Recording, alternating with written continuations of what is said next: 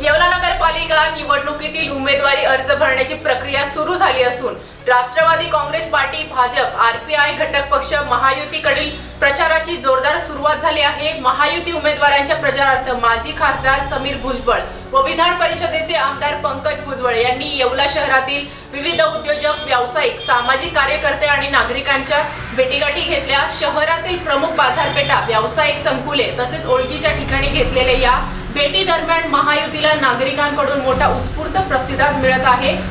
यावेळी नगराध्यक्ष पदाचे महायुतीचे उमेदवार उपमहाराष्ट्र केसरी राजेंद्र लोणारी यांच्यासह महायुतीचे उमेदवार उपस्थित होते। यावेळी माजी खासदार समीर भुजबळ व आमदार पंकज भुजबळ यांनी शहरातील नागरिकांशी भेटीतून संवाद साधत शहरातील विविध प्रभागांमध्ये फिरून नागरिकांच्या समस्या, अपेक्षा आणि विकासाविषयीच्या सूचना ऐकून घेतल्या। यावेळी येवलेकरांनी महायुतीच्या नेतृत्वावर विश्वास करत विकासाच्या बाजूने उभे राहण्याचा निर्धार केला।